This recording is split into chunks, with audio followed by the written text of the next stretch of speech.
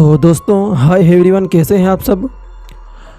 डरावनी कहानियाँ सुनने के लिए हमारे चैनल को सब्सक्राइब करें और ज़्यादा से ज़्यादा शेयर करें। दोस्तों ये कहानी सिर्फ एक कहानी है और इन कहानियों को हकीकत से ना जोड़ें, ये सिर्फ एक कहानी है। तो दोस्तों चलिए फटाफट हम चलते हैं अपनी कहानी की ओर। और आज की हमारी कहानी है यक्षिणी की डरावनी कहानी। एक यक्षिणी जो जंगल में रहती है और फिर उस जंगल में कैसे आतंक मचाती है, ये सारी बातें हम जानेंगे इस कहानी में। तो फटाफट अपने हेडफोन लगा लें और कहानी शुरू होती है यहाँ से। आकाश और अभिषेक एक दूसरे के पक्के बेस्ट फ्रेंड थे। वो दोनों एक ही कॉलेज में पढ़ते और उनका नाम उनके कॉलेज में तो क्या, अगल बगल के जितने भी कॉलेज थे सब में बदनाम था, क्योंकि वो दोनों एक नंबर के बदमाश थे। उन दोनों के पापा एक बहुत ही बड़े बिजनेसमैन थे, इसलिए उनके पास पैसों की कोई कमी नहीं थी। जिस कांड को करने के बारे में सोचकर ही किसी आम स्टूडेंट की हालत ख़राब हो जाती, उन कांडों को करना उन दोनों के लिए बहुत ही आम बात थी। और उन दोनों के पास बहुत ही ज़्यादा पैसा था, इसलिए वो हर किसी का पैसे से मुंह बंद कर देते थे। और इसी कारण की वजह से वो दिन पर दिन बिगड़ते जा रहे थे। और एक रात की बात है, वो दोनों एक दूसरे के साथ बैठकर बातचीत कर रहे थे। तभी उनके सामने से एक सुपर बाइक निकली। उस सुपर बाइक की आवाज़ सुनकर अभिषेक ने कहा, अरे वाह यार, क्या बाइक है, इसकी आवाज़ तो बहुत अच्छी है और चलाने में बहुत मज़ा आएगा इस बाइक को। अरे यार, वैसे तुमने ध्यान दिया कौन सी बाइक है? और उसके बाद अभिषेक ने कहा, यार मेरे ख्याल से कोई कंपनी मुझे याद नहीं, लेकिन आवाज़ से लग रहा है कि कोई बहुत ही अच्छी बाइक है जो नई नई मार्केट में एजेंसी में आई हुई है। और फिर वो दोनों एक दूसरे की तरफ देखने लगे और उनके चेहरे पर मुस्कुराहट आ गई। अभिषेक ने कहा, क्या भाई, क्या सोच रहा है? और आकाश ने फिर जवाब दिया, वही यार जो तू सोच रहा है। और उसके बाद वो दोनों हंसने लगे। कुछ दिनों बाद वो दोनों बाइक के शोरूम में पहुँचे और वहाँ पर उन्होंने अपने अपने लिए सुपर बाइक पसंद कर ली। लाखों रुपए की बाइक उन्होंने चंद मिनटों में ख़रीद ली। उनके पास क्या था, उन्होंने एक बाइक पर बैठकर पूरे शहर में जैसे कोहराम सा मचा दिया। और फिर रोज़ रात को वो दोनों रेस करने के लिए निकल पड़ते थे। जब भी रात के 11 या 12 बजते तब वो अपने घर से निकलते और अपनी सुपर बाइक पर रेस करते। ऐसे एक रात वो दोनों रेस करते करते शहर के पास सबसे सुनसान जंगल में पहुंच गए। वहाँ दोनों आसपास में ही रेस कर रहे थे और रेस जीतने के चक्कर में वो दोनों ये भूल गए कि वो जो बाइक है वो जितनी स्पीड में जाती है उतना ही एक्सीडेंट होने का ख़तरे का भी चांस है। और फिर दोनों जीत के लालच में भूल गए ही न कि आकाश ने स्पीड पर इतना ध्यान दिया, ना ही अभिषेक ने ध्यान दिया। उस सुनसान जंगल में जाकर रास्ता ऊबड़ खाबड़ होने की वजह से दोनों की जो बाइक थी वो डिसबैलेंस हो गई और दोनों की बाइक एक पेड़ से जा टकराई।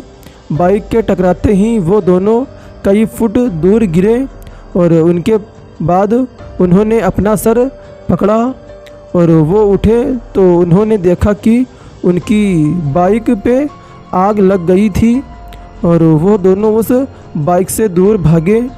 देखते ही देखते दोनों बाइक ब्लास्ट हो गई और वहाँ पर आग लग गई। अभिषेक बहुत ही ज़्यादा घायल हो गया था। वो तो हेलमेट ने उन दोनों की जान बचा ली थी। अगर हेलमेट ना होता तो उनका जो सर था उसके टुकड़े टुकड़े होना पक्का तय था। और फिर घायल होने के बाद भी उन्होंने एक दूसरे को संभाला। और उसके बाद किस्मत से वो जो बाइक की आग थी वो ज़्यादा जंगल में पेड़ों में नहीं फैली और वहीं पर ख़त्म हो गई। और यह देखने के बाद वो दोनों आसपास में बातें करने लगे। अरे तेरा फ़ोन कहाँ है? मुझे तो लग गई यार, मैंने सोचा नहीं था कि बाइक डिसबैलेंस हो जाएगी। मैंने ध्यान नहीं दिया कि ये जंगल और यहाँ के रास्ते इतने अच्छे नहीं होते हैं कि हम इतनी स्पीड में बाइक चला पाएंगे। मेरे ख्याल से मेरी पसली पर लगी है। और उसके बाद आकाश ने कहा, अरे यार, तेरे से ज़्यादा मेरी हालत ख़राब है। मुझे भी काफ़ी चोट आई है। मेरे मुंह से तो ब्लड भी निकल रहा है। मेरे फ़ोन की तो ऐसी हो गई, पता ही नहीं चल रहा है कि ये फ़ोन है या क्या है। कबाड़ बन चुका है। अब यहाँ किससे मदद मांगे?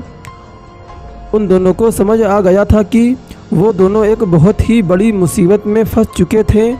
और फिर उनके दोनों मोबाइल ख़राब हो चुके थे और उनकी बाइक्स जो थी वो ब्लास्ट हो चुकी थी और किसी काम की नहीं बची थी। वो एक ही सुनसान जंगल में थे जहाँ पर दूर दूर तक मदद का कोई नामो निशान नहीं था। उन दोनों को काफ़ी चोटें लगी थी, इसलिए वो दोनों दर्द से कराते हुए बेहोश हो गए। और फिर थोड़ी देर बाद अभिषेक की आंख खुली तो उसे बहुत ज़्यादा दर्द हो रहा था। उसकी आंखें खुली तो उसने आसपास देखा कि वो एक छोटे मोटे घर में है।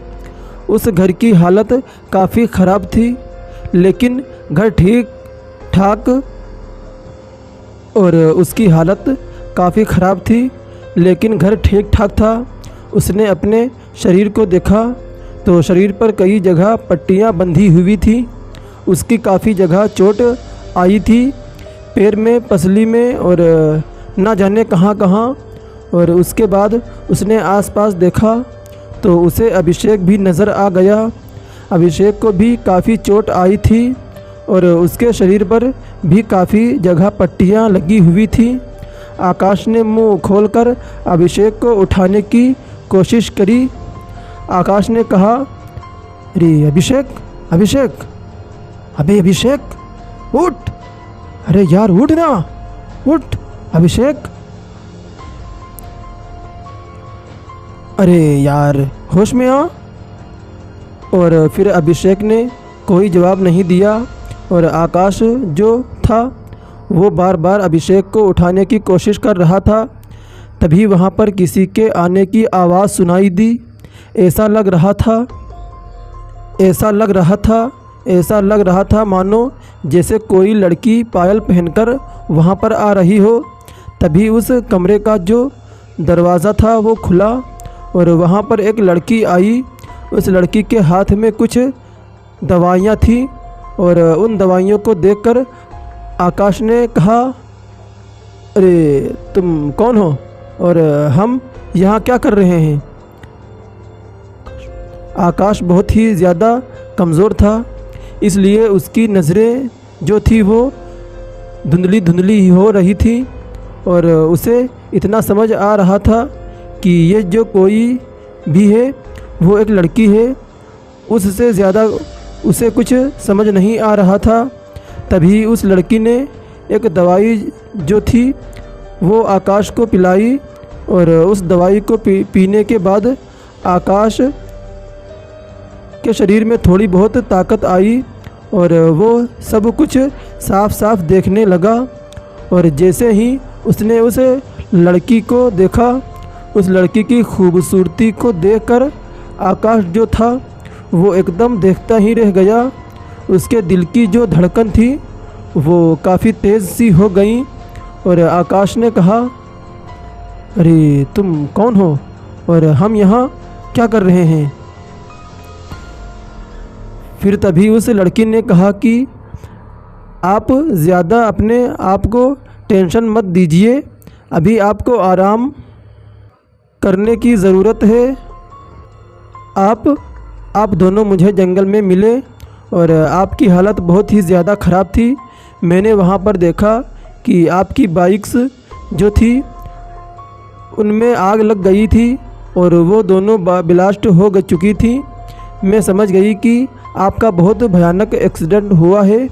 मेरे पास सुविधा नहीं थी मदद बुलाने की, इसलिए मैं आपको अपने घर में ले आई ताकि मैं आपका इलाज कर सकूं। आप चिंता मत करिए, मुझे आयुर्वेद का बहुत ज़्यादा ज्ञान है, मैं आपको ठीक कर दूंगी। जब यह बात आकाश ने सुनी तब उसके चेहरे पर मुस्कुराहट सी आ गई, क्योंकि वो मन ही मन उस लड़की को पसंद करने लगा था। उस लड़की की खूबसूरती ही ऐसी थी जिसे देखकर कोई अपना दिल हार जाए। तभी अभिषेक के शरीर में भी हलचल होने लगी, उसकी उंगलियां भी हिलने लगी, वो भी दर्द से कर्राता हुआ उठा। अभिषेक ने कहा, अरे अरे अरे यार, सर बड़ा दुख रहा है। आकाश आकाश, अरे यार कहाँ है तू? आकाश कहाँ है तू? और फिर उसके बाद आकाश ने जवाब दिया, अरे यार यहीं पर हूँ भाई, यहीं पर हूँ। और फिर अभिषेक ने आंखों खोली तो उसने वही नज़ारा देखा। उसकी काफ़ी शरीर पर पट्टियाँ बंधी हुई थी और वो एक घर में था।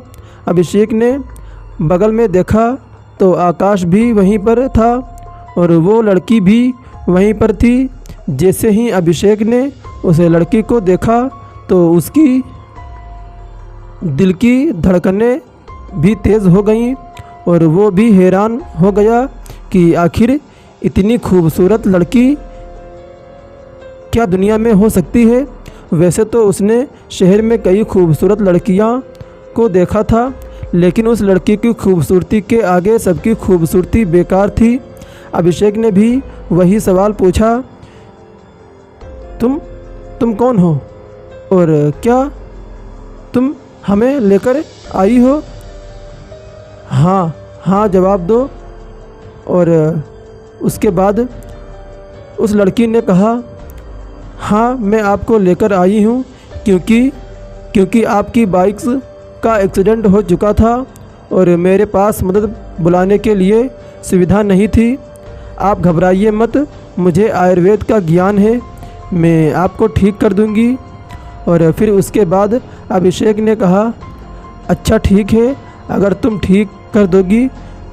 तो उसके बाद वो लड़की जो थी उसने कहा, आप दोनों आराम करिए, मैं कुछ और दवाइयाँ लेकर आऊँगी, ठीक है। और ये कहकर वो लड़की कमरे से चली गई और अभिषेक ने धीमी सी आवाज़ में कहा, भाई तुझे इसके इलाज पर भरोसा है क्या? मैं तो कहता हूँ हॉस्पिटल से एम्बुलेंस बुलवा लें। हाँ, इसके पास फ़ोन वगैरह कुछ तो होगा जिसे एम्बुलेंस आ सके।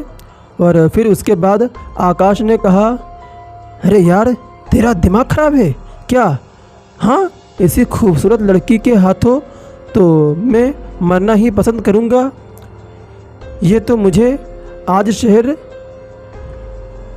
ये लड़की मुझे आज जहर दे दे, वो भी खुशी खुशी पी जाऊँगा। जैसे ही ये बात अभिषेक ने सुनी तब उसने कहा, क्या तुझे भी ये पसंद आ गई? अब ये मत बोलिए कि तुझे भी पसंद आ गई है, क्योंकि मैंने पहले ही देखा है और मुझे पसंद आ गई है, तो बकवास मत कर। अभिषेक ने जवाब दिया, हाँ देखते हैं अभिषेक, अभी तू अपनी हालत की चिंता कर। ऊपर से नीचे तक पूरी जगह पट्टी बंधी हुई है और तुझे बहुत दर्द हो रहा है। और फिर उस लड़की ने उन दोनों को चलने फिरने के लायक बना दिया और वो दोनों धीरे धीरे चलने फिरने लगे। उस लड़की का जो इलाज था वो बहुत ही ज़्यादा असर था। वो दोनों जब ठीक हो गए तब वो सुबह सुबह उन दोनों ने उस लड़की से कहा, अगर आप नहीं होती तो हम दोनों की जान पक्का चली जाती। आपका बहुत बहुत शुक्रिया। आप तो बहुत ही ज़्यादा दिल की अच्छी हैं। आपकी मदद के लिए बहुत बहुत शुक्रिया। अगर कभी हम आपके लिए कुछ कर पाएँ तो हमें मौका ज़रूर देना। और फिर उसके बाद उस लड़की ने कहा, हाँ हाँ कोई बात नहीं, अब आप चलने फिरने लायक हो गए हैं, वही बहुत बड़ी बात है। और फिर सुबह सुबह का वक्त था और उसके बाद में सुबह सुबह का वक्त था और उस लड़की ने अभिषेक और आकाश के लिए कुछ खाने के लिए बनाया और उन दोनों को परोसा। उन्होंने जैसे ही नाश्ता किया तो उन्हें नाश्ता बहुत ही ज़्यादा पसंद आया। अभिषेक ने कहा, बहुत बहुत धन्यवाद, ऐसी चीज़ें तो मैंने आज तक कभी नहीं खाई। आकाश ने भी नाश्ते की खूब तारीफ़ करती। तभी आकाश ने कहा, अभिषेक मुझे लगता है कि हमें इनके लिए कुछ करना चाहिए। ये ख़राब से घर में रहती है, पापा से बोल के घर तो वाकई से अच्छा सा घर बनवा देते हैं। और फिर अभिषेक ने कहा, हाँ भाई मेरी तरफ से डन है, बनवा दे। इसके बाद उस लड़की ने कहा, नहीं नहीं नहीं, ऐसा करने की कोई ज़रूरत नहीं है। ये जो घर है वो मेरे पिताजी की आखिरी निशानी है और मैं इसके साथ कोई भी छेड़खानी पसंद नहीं करती, इसलिए तो मैं इतने सालों से यहीं पर रहती हूँ। मेरे पिताजी एक शिकारी थे और वो यहीं पर रहकर शिकार किया करते थे। उनके जाने के बाद ये घर ही उनकी निशानी है और मैं इस घर को छोड़कर कहीं जाना नहीं चाहती। तो दोस्तों, इसके आगे की कहानी हम जानेंगे इसके अगले पार्ट में, क्योंकि अभी ये जानेंगे हम कि ये आखिर लड़की कौन है और फिर इन दोनों दोस्तों का क्या अंजाम होगा आगे, ये सब बातें हम जानेंगे। तो इसी तरह की डरावनी कहानियाँ सुनने के लिए हमारे चैनल को सब्सक्राइब करें और बेल आइकन के भी दबाइए ताकि हमारी जो नई वीडियो अपलोड हो सबसे पहले आप तक नोटिफिकेशन पहुंच सके।